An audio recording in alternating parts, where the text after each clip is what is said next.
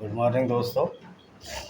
आज जो हम चीज़ बताने जा रहे हैं वो बताने जा रहे हैं कि नया विषय है। शनिवार को हम एक ऐसा वीडियो बनाएंगे जो कि आपको देश की संस्कृति से और उससे अवगत कराए।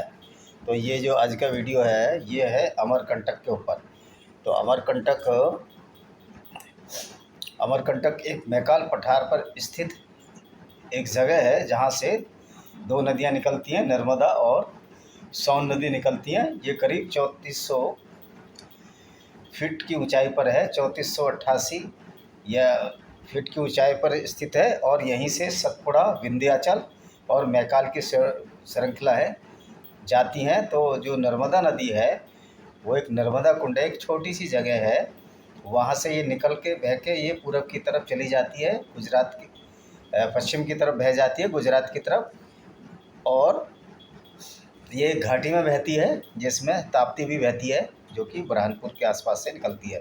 तो ये घाटी में बहती बहती ये गुजरात में फारस की खाड़ी में जो खंबात की खाड़ी है, खंबात की खाड़ी में चली जाती है। और जो ये नर्मदा है, नर्मदा का जो मेन उद्गम है एक बहुत छोटी सी जगह है, नर्मदा कुंड, जहाँ की पहले बांस के बहुत बड़े बड़े झाड़ थे, बांस के पेड़ थे। लेकिन बाद में इसको डेवलप किया गया, मंदिर बनाए गए और महाराजा रीवा ने भी मंदिर बनाए और बहुत सारे लोगों ने इसको डेवलप किया। और उसके बाद ये जो नर्मदा नदी है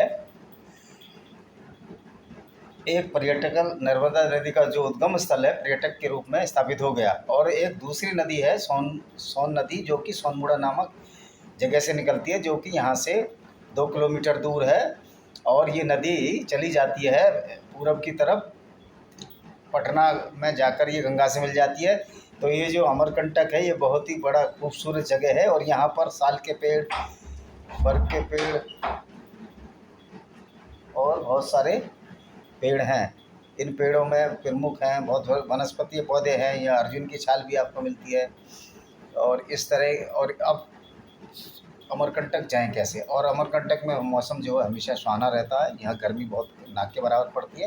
तो अमरकंटक जाने के दो रास्ते हैं। अगर आप फ्लाइट से जाना चाहते हैं तो आपको जबलपुर जाना पड़ेगा और जबलपुर से करीब 245 किलोमीटर दूर अमरकंटक है।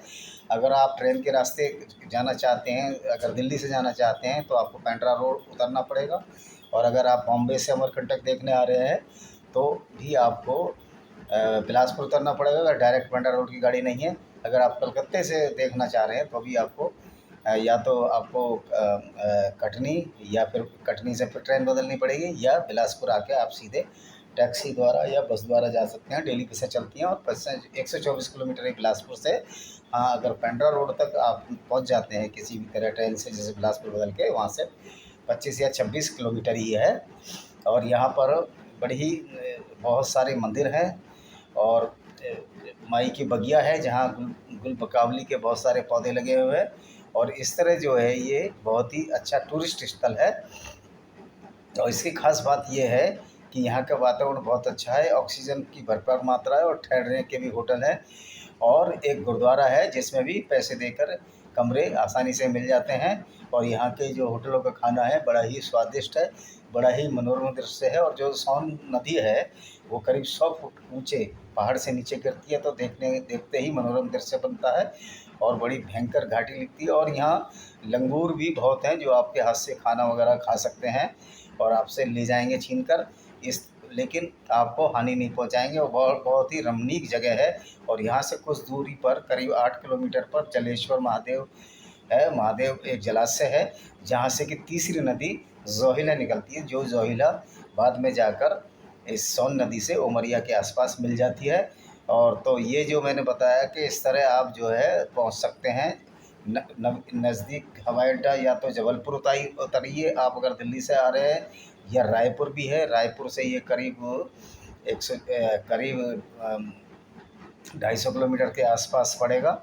लेकिन बेटर यही है कि आप जो है बिलासपुर आएँ या रेल से, या फिर पेंड्रा रोड किसी तरह भी पहुंच जाएँ, किसी भी दिशा से आइए। अगर आप दिल्ली से आते हैं, अगर पेंड्रा में गाड़ी रुकती है तो पेंड्रा उतर जाएँ, नहीं तो बिलासपुर आके फिर वापस आपको उल्टा ही बस से जाना पड़ेगा।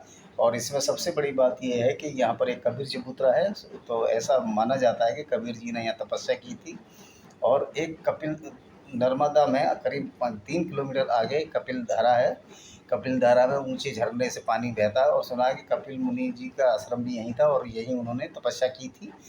तो कपिल मुनि का भी बहुत बड़ा झरना है जो ऊपर से गिरता है, उसमें भी स्नान कर सकते हैं। हमने भी खुद उसमें स्नान किया था, बहुत ही अच्छा लगता है। और बहुत सारी छोटी छोटी कुटियाँ हैं उस नदी में, नर्मदा नदी में बनी हुई है। और सोन नदी में इतना नहीं सब कुछ है जितना कि नर्मदा के किनारे किनारे जो घाट बने हैं। और नर्मदा जो है, माँ नर्मदे बहुत पवित्र है। ऐसा किंवदंती है कि नर्मदा और सोन की शादी होने वाली थी। तो नर्मदा जो है माई की बगिया में फूल चुनने आती थी, तो किसी वजह से इनकी शादी नहीं हो पाई, तो सोन और नर्मदा का रुख अलग अलग हो गया और ये आपस में शादी नहीं कर पाई। ये किंवदंती मात्र है, नदियों की कोई शादी नहीं होती है। प्रतीकात्मक है कि दोनों नदियाँ विपरीत दिशा में चली गई थी। तो ये और इसके आसपास जो बहुत घूमने के जंगल हैं। आप जाने के लिए अचानक मार्ग अभयारण्य जा सकते हैं जो कि मुंगेली ज़िले में स्थित है, छत्तीसगढ़ के। बांधवगढ़ भी बहुत ज़्यादा दूर नहीं है, उमरिया से जा सकते हैं। तो यहाँ चारों तरफ प्रकृति की छवि ही छवि बिखरी हुई है, प्रकृति की बहुत है। और आप जो है इसमें जो है मंडला के आसपास के जंगलों में भी घूमने जा सकते हैं, प्रकृति की छटा को भरपूर देख सकते हैं। और सबसे बड़ी बात यह है कि बड़ा ही नेचर का बड़ा ही पिक्चर्सक्यूट दृश्य है। जब आप अमरकंटक से जबलपुर की तरफ चलेंगे तो 8-10 किलोमीटर बाद पेड़ों की ऐसी एक सड़क के किनारे ऐसी वो आएगी, एक घने पेड़ आएंगे कि वहाँ सूर्य किरणें भी नहीं पहुँच पाती हैं। बड़ा ही सुंदर और मनोरम दृश्य होता है। तो आप ज़रूर जाइए और अपने इस सफ़र को आनंद में बनाइए। और खाने पीने की वहाँ कोई कमी नहीं है। और हिंदुओं का बहुत बड़ा तीर्थ स्थल है और देश विदेश से भी वहाँ सैलानी गर्मियों में आते हैं। इन्हीं शब्दों के साथ मैं अपना ये वीडियो ख़त्म करता हूँ। जय हिंद, वंदे मातरम। क्या खटर पटर है।